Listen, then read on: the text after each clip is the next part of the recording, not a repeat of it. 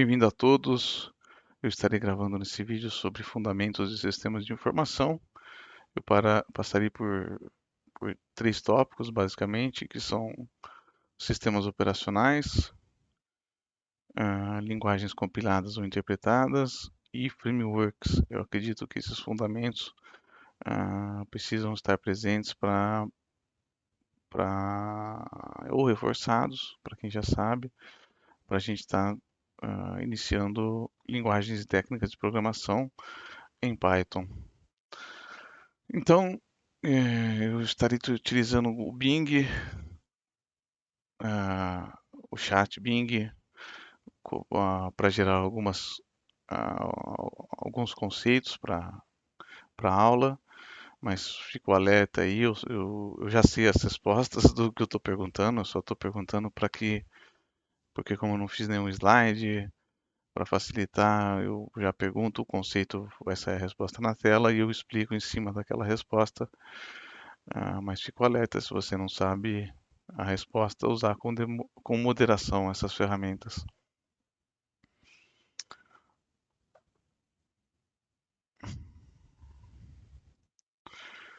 Então,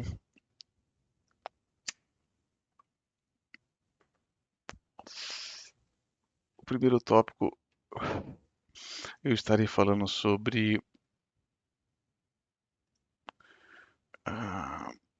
sistemas operacionais.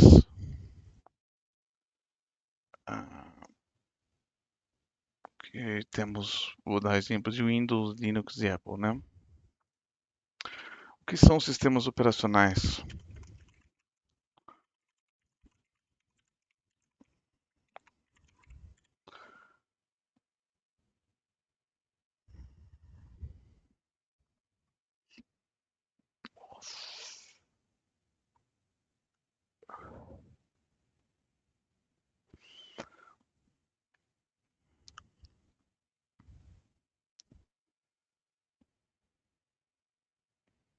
Então, o sistema operacional é um software. Esse conjunto de software dentro dele não é o sistema operacional, mas o sistema operacional, tudo que está no sistema operacional está executando, ele quer dizer aqui. Então, ele administra e gerencia recursos do sistema, hardware, arquivos, programas, a interface entre o computador e o usuário. A interface é sempre um monitor? Não. A interface de um sistema operacional pode ser uma impressora. Você fica na impressora, lê a resposta, escreve mais, lê a resposta. Então, nem sempre a interface é um monitor. Ele introduz uma camada de abstração entre o hardware e o usuário, que transforma comandos do mouse e teclado de solicitações do sistema em linguagem de máquina.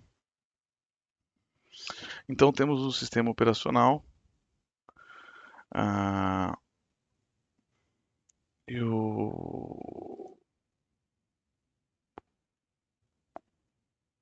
Se você faz se você faz um aplicativo para Android, ele roda no sistema. Android é um sistema operacional. Se você faz um aplicativo para Android, ele roda no sistema operacional da Apple. Geralmente temos esse conflito. Você faz um aplicativo para Windows, ele roda no sistema operacional Linux.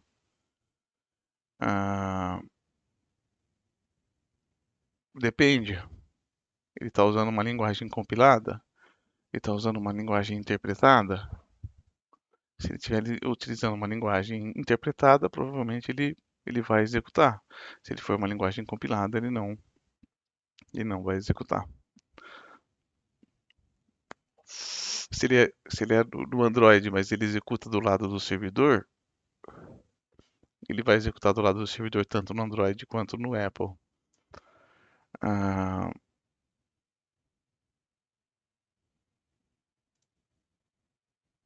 Vamos me perder aqui. Então vamos falar aí como funciona o sistema operacional.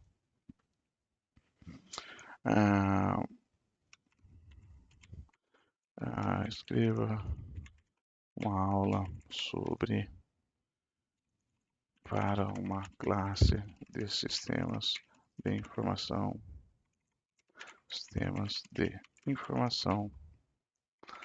sobre CPU, memória, memória volátil e discos de armazenamento. Então, dentro do sistema operacional que a gente vai escolher, vai estar rodando o nosso software que nós vamos criar como programadores. E esse software executado no sistema operacional. E o que está disponível para esse software? Bom, vamos três definições que ele vai gerar para a gente sobre a CPU, a unidade central de processamento. A CPU não é só o processador, são todos os componentes. É o cérebro do computador. Ele é responsável por instruções e realizar cálculos. Ou seja, nós temos nosso programa tem uma instrução, ele realiza cálculo, às vezes ele acessa determinado recurso do sistema operacional e quem gerencia isso é a CPU. Ele acessa dados armazenados na memória volátil, RAM, e nos discos de armazenamento para realizar suas tarefas. A memória volátil, também conhecida como RAM, é um tipo de armazenamento temporário que armazena dados enquanto o dispositivo é alimentado pela eletricidade. Ela permite que o computador tenha diversos arquivos abertos e acesse instantaneamente. Ela é uma memória mais rápida, né? Por isso que ele flui instantaneamente. No entanto, com a memória volátil, ela não retém dados quando não há eletricidade. O que ele está dizendo aqui?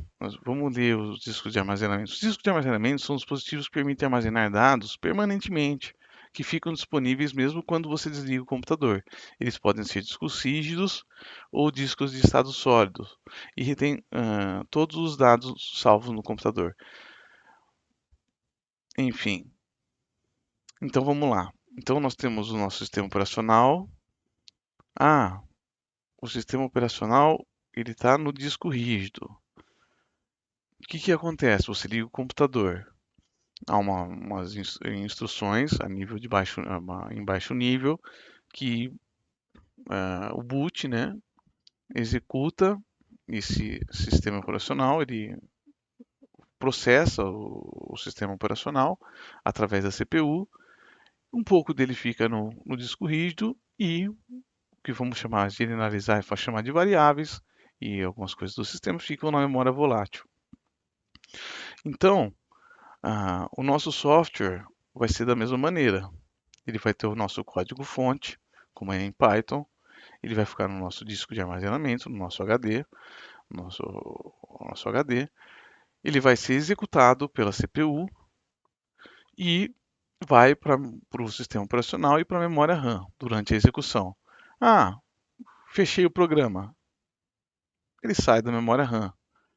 Ele continua no disco de armazenamento. Você não perde o programa. Ah, dentro do nosso software, nós vamos ter variáveis, ou seja, o software, o que é uma variável?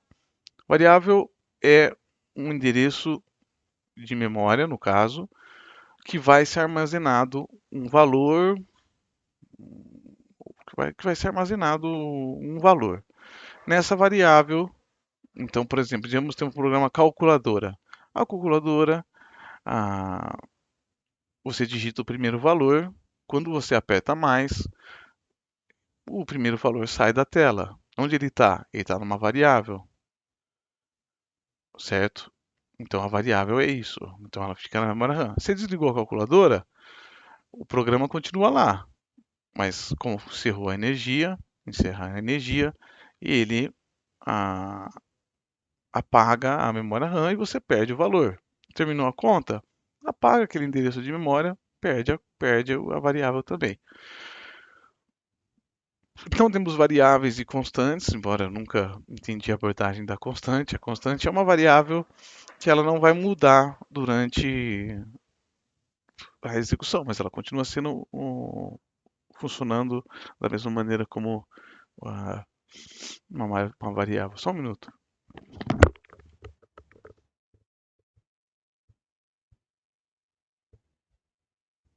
Realizei essa pausa e então continuando. sistema o nosso software vai utilizar da CPU, da memória volátil, dos discos de armazenamento. E se eu quiser, ah, se meu software ele quiser armazenar uma coisa permanentemente, onde vai ser armazenado? No disco de armazenamento. Vai ser utilizado um SGBD, um sistema gerenciador de banco de dados. O sistema gerenciador de banco de dados vai estar no disco rígido. Vai ser armazenado num arquivo? Vai estar no disco rígido, no disco de armazenamento. Porque quando a gente começa a programar, até acha um pouco. Aliás, esse curso, ah, no final dele, talvez eu explique alguma coisa sobre banco de dados. Aqui, banco de dados também é bem extenso, ou arquivos, que é o mais conhecido como para ser explicado em aulas, e gravar nossas informações no arquivo, porque nós estamos aprendendo a programar, mas aprende a lógica, tudo de programação, e fala, pô, mas com isso aqui eu não consigo fazer um programa, porque toda vez que eu encerro meu programa, eu perco as variáveis. Então, nós precisamos de entender que tem disco de armazenamento e tem que ter uma maneira de armazenar essas informações. Aí, sobre o processamento, porque é importante saber sobre a CPU. A CPU ela vai usar de todos os circuitos, chips, tudo que placas que tiver disponíveis nesse hardware que está rodando no sistema operacional para fazer os cálculos. Então eles têm desde circuitos simples a circuitos complexos. Então, se você for comparar, minha placa de vídeo vai usar determinado recurso, estou fazendo um sistema gráfico e ele vai ser executado pelo hardware. Se tiver determinado componente, vai ser mais rápido, vai ser mais devagar. Se não tiver, não vai conseguir executar. Então a CPU ela tem os, os- os circuitos lógicos, os processadores que vão executar desde uma simples condição, que estaremos vendo estruturas de repetição, e, por exemplo, vamos sortear um número. Vai ter uma parte do seu velocidade de processamento que vai ter um chip que vai fazer o sorteio do número. Então esse chip tem que estar lá para isso ser executado. Uma curiosidade só para ficar um pouco interessante, então falamos de Windows, né, os sistemas operacionais que nós conhecemos, o Windows, o Linux, o Apple, né, um dos primeiros sistemas operacionais, ah, foi o DOS na Microsoft, né? No filme O Piratas do Vale do Silício mostra a história, provavelmente, eu não sei se foi 100% daquele jeito, então o filme é Piratas do Vale do Silício, mas o Bill Gates, a IBM na época produzia computadores, mas não tinha um sistema operacional.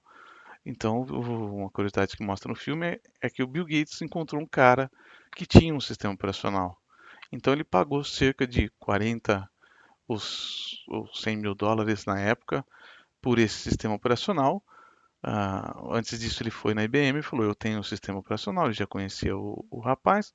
Foi lá, comprou, falou: então agora o DOS é meu. Comprou os direitos do DOS e vendeu para a IBM por cerca de 1 milhão de dólares. Então, os computadores IBM passaram a sair ou ser compatíveis com o DOS ou sair de fábrica com o DOS e virou o que é hoje o Windows, mas teve essa jogada que ele fez aí, foi muito interessante. Por que eu falei do DOS? Porque provavelmente, deixa eu ver aqui, nós vamos ter aqui o terminal. O terminal ele o DOS a princípio ele era por linhas de comando, como é aqui. Então nós vamos ter que eventualmente usar o terminal ou para fazer no mínimo para fazer a instalação do Python ou algum conteúdo do curso, um framework do curso, nós vamos ter que estar utilizando o terminal. Não é que nem tudo é gráfico, é porque é mais prático. Então, é importante também que tenha um conhecimento do básico ou saber procurar no Google para você acessar arquivos via terminal, prompt de comando, né? Então, vou passar alguns comandos aqui simples para exemplificar. Hoje o terminal aqui ele funciona meio que híbrido, pelo que eu percebi. Por exemplo, eu posso no DOS o comando que listava os diretórios era dir, de directories, né? Então dir listava o conteúdo dos diretórios. Mas eu acho que pode ser usado tanto o comando Linux, porque ls era a princípio um comando Linux e ele funciona também. Você vai ver que é a mesma resposta. Então dir ILS, né, dir lista o conteúdo do diretório, cd para acessar um diretório. Você vê que aqui, ó, esses dois aqui que estão marcados, esse Dzinho é porque eles são um diretório e esse aqui é um arquivo, ou você pode vir pela extensão, embora pode ser um arquivo sem extensão. Vamos ver o que acontece se eu tirar a extensão desse arquivo. O que vai acontecer aqui? Ele continua marcando que é um arquivo, mas você vê aqui que, ó, aqui são as permissões, se eu não me engano, e aqui ele é um diretório e aqui é um arquivo.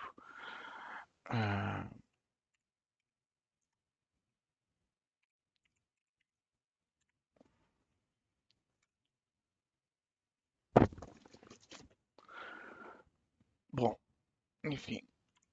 Então, a partir do momento que eu nomeei o arquivo ali, então dir para listar o conteúdo do diretório, cd caso eu queira acessar um diretório, digita o nome do diretório.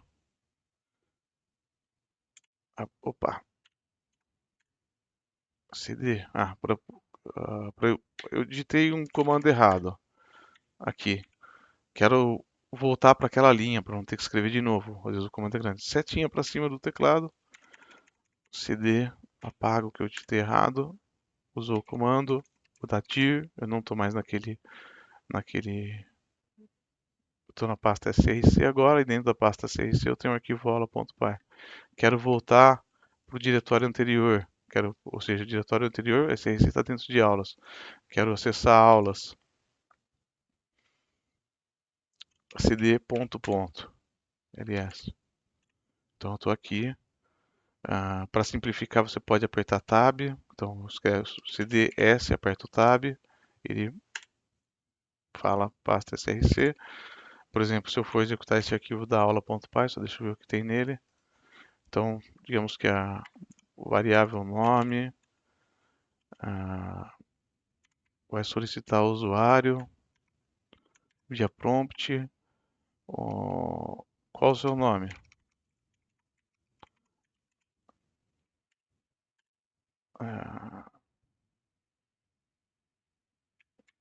Só isso está bom. Então, eu vou usar o Python para executar, né? Então, é o arquivo .py. O Python vai interpretar o nosso código nessa linguagem interpretada. Eu posso usar py ou pyaula, apertar o tab, aula.py. Ele executou aqui, ó, o nosso nome, pediu o nome e eu escrevo o nome. Meu nome é Flávio e termino o programa. Se eu não me engano, se eu executar Python, também vai funcionar. Teste. Então, acho que eu dei o comando básico do sistema operacional DOS aí para você.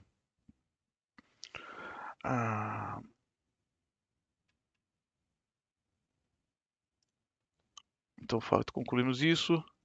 Vou explicar um pouquinho sobre linguagens compiladas. Vou perguntar aqui o conceito de linguagem compilada e interpretada usando apenas dois exemplos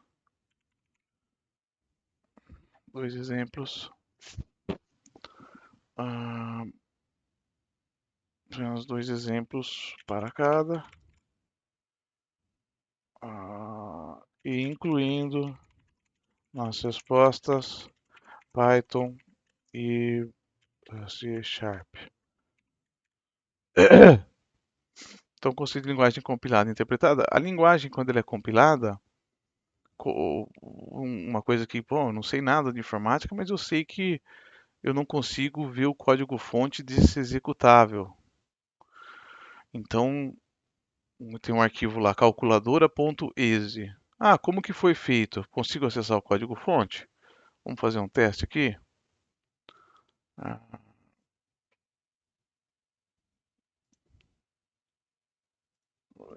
de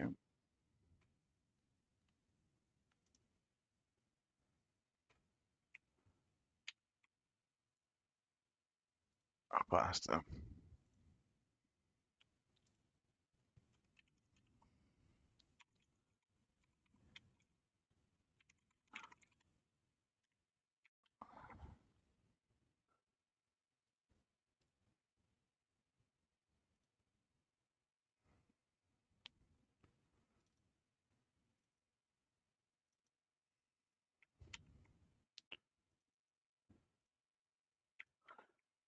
Então eu tenho uma pasta com os meus programas aqui.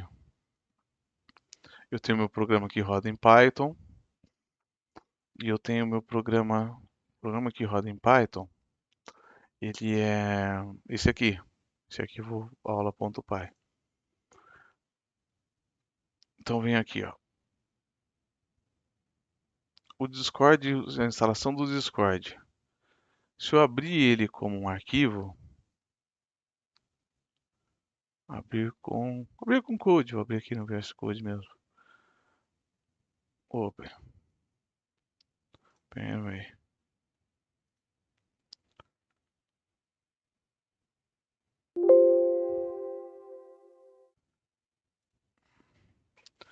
Bom, ele está compilado, um programa que já está em executável, ele tem instruções em linguagem de máquina. E, obviamente, eu não consigo saber nada sobre esse programa. Ele foi feito numa linguagem compilada. E se eu abrir, vou até fechar aqui. E se eu abrir nosso arquivo em Python, também no Code,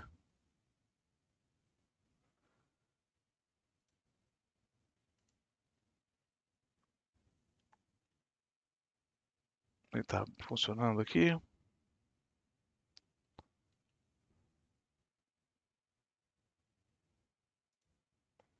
Enfim, vamos tentar de novo.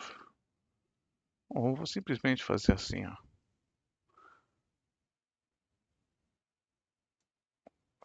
Vou clicar aqui. E vai estar lá, vai estar escrito o programa lá dentro. Acho que isso é fácil, todo mundo entendeu. Ah, vamos ler o conceito aqui. A linguagem compilada é aquela que o código-fonte é traduzido diretamente pela máquina de destino. Isso significa que o código é convertido em código de máquina que o processador pode executar. Como resultado, eles tendem a ser mais rápidos e mais eficientes em sua execução do que as linguagens interpretadas. Exemplos de linguagens compiladas puras são C, C++, Erlang, Rust e Go. Então, um, um software feito numa linguagem compilada, por exemplo, em C, ele, ele pode gerar um executável e tem essa tendência a ser mais rápida do que uma linguagem interpretada. Mas tem seus prós e seus contras. Por exemplo, se tem uma linguagem compilada, pode ser que o executável, pode ser não. O executável provavelmente vai ter um tamanho maior de arquivo do que o da linguagem interpretada. Se eu compilar um simples programa, porque ele vai ter que ter o que faz rodar o software vai estar dentro do executável. E vai precisar de um monte de coisas dentro daquele arquivo para falar uma pergunta se for uma linha simples. E se for na linguagem interpretada, você vai ter um arquivo menor. Uma linguagem interpretada é aquela que o código-fonte não é traduzido diretamente pela máquina de destino. Em vez disso, um programa diferente, o interpretador lê e executa o código. Então, aqui na minha máquina, quando eu vou executar ele aqui, eu chamo o interpretador do Python. Então, o Python está instalado na minha máquina e ele lê o arquivo e executa no terminal. Ah, certo? Python é uma linguagem interpretada, enquanto C Sharp pode ter interpretações compiladas. Espero que isso seja útil. É útil? Foi útil. Então sabemos que a diferença de linguagem interpretada e compilada. E tem aquela diferença que eu falei também, que a linguagem compilada,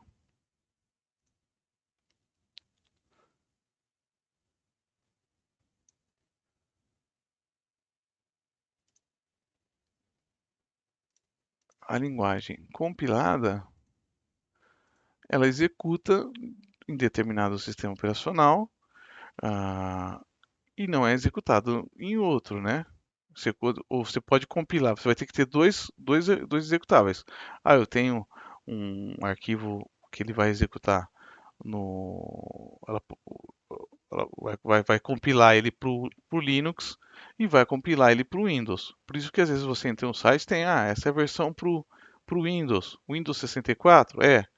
Essa é a versão para o Linux. O Linux 64? Linux 64. Então tem dois arquivos. Se está linguagem interpretada, você possui o interpretador? Ou eu interpreto para você, o PHP, por exemplo? PHP, tem no servidor lá, o servidor pode ser em Linux ou Windows. Ah, na sua tela, você está acessando do celular, da TV, você vai acessar da mesma maneira através do navegador, porque o código vai rodar no servidor. Ah, então, eu estava falando que o executável foi alguma coisa que eu ia falar e eu pulei para essa parte. Então, o executável ele roda em Linux e Windows. Vou fazer uma pergunta aqui pro Bing. Ah, bom, deixa para lá. Ia ser muito difícil fazer essa pergunta e ele ia dar a resposta obtusa. Linguagens compiladas, interpretadas e frameworks. Um conceito que nós precisamos saber é o que são frameworks. O que são frameworks? O que são frameworks?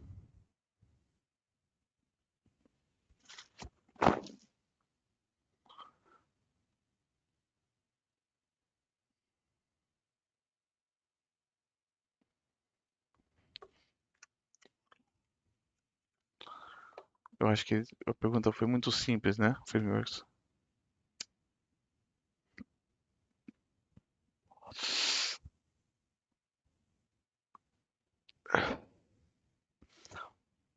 Então, é uma espécie de template ou modelo que conta com diversas funcionalidades, ferramentas, sistemas, componentes, códigos genéricos que podem ser utilizados pelo desenvolvedor. Então, por exemplo, o objetivo de um framework é ajudar a agilizar o desenvolvimento de projetos ao fornecer uma estrutura pré-definida e padronizada para a construção e aplicações web de finalidade específica cujo desenvolvimento pode ser muito custoso ou problemático. Por exemplo, estou desenvolvendo um, um site. Esse site vai ter uma parte de autenticação, de login. Você vai acessar seu usuário, sua senha. Eu vou fazer o site, eu vou ter que escrever toda a segurança. Mas e se eu estiver utilizando um framework? O framework, o que é? Ele vai me dar. Eu vou colocar o framework no meu código, por exemplo, eu vou usar o Flask no Python. Eu vou usar os componentes que já desenvolveram sobre autenticação, aí e estão dentro do framework. Então eu não preciso desenvolver toda a parte de autenticação de segurança. Vai criptografar a senha, vai, vai controlar por sessão, vai controlar por cookie, vai controlar se ele está logado, se ele está usando. Enfim, eu preciso desenvolver tudo isso de não? Não, não, isso está no framework. Que outros tipos de frameworks existem? Existem frameworks visuais, por exemplo para a parte, como é dividido um software web, igual ele fala aí. A aplicação é ah, o back-end, ou seja, os programadores que vão desenvolver a, a lógica, a persistência no banco de dados das informações, tudo vão desenvolver a lógica do sistema. Fez a compra, processar compra, enviar e-mail de compra. Isso é feito no back-end. O front-end o que é? O front-end é a parte visual, ou seja, Ah, ele está em HTML, então vai usar CSS, vai usar imagens. ah, um framework front-end, por exemplo. Nesse caso, eu vou dar um exemplo. Vou dar o exemplo de um framework front-end. O que é um framework front-end? Aqui, ó, por exemplo, Bootstrap. Então, ó, como instalar o Bootstrap via linha de comando. Posso usar CDN. Então, o Bootstrap bom, no front-end tem lá o CSS, né? O CSS ele é um arquivo ou dentro do seu site que ele que ele estiliza o seu site, né? Ele faz ficar, por exemplo, esse botão roxo, o CSS, você coloca lá. Ah, se eu chamar botão,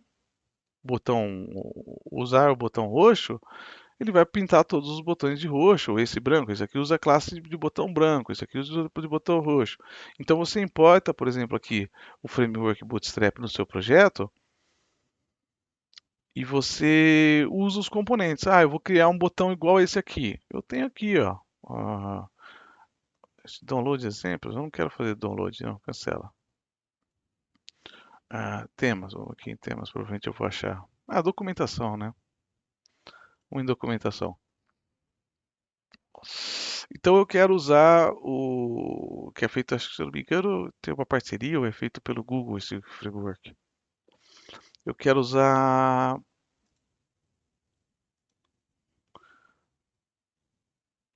eu quero usar uma tabela. Bom, quer usar essa tabela?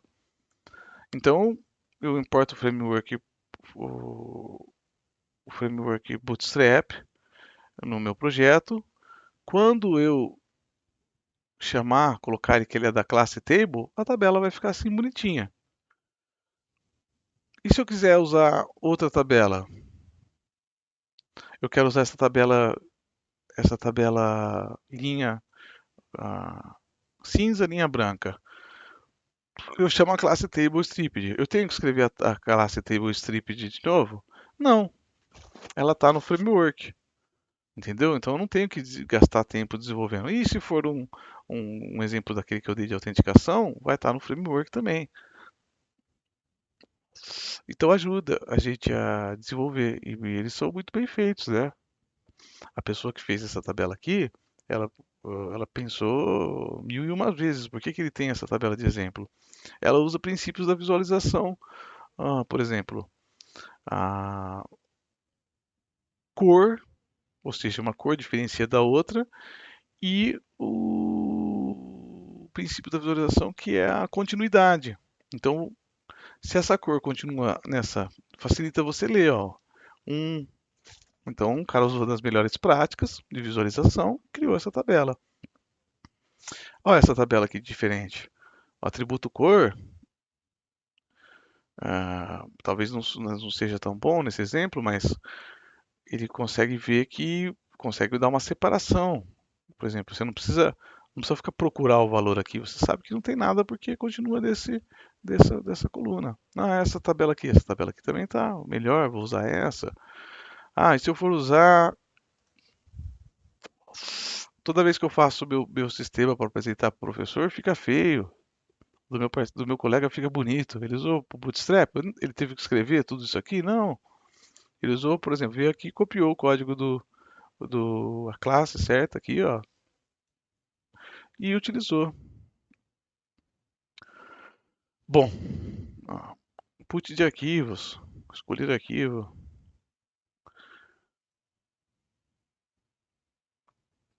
Bom, com isso acho que finalizamos. Tem alguma coisa mais para falar? Então finalizamos frameworks. Agora, quem ainda não pulou essa aula, vamos para a próxima aula.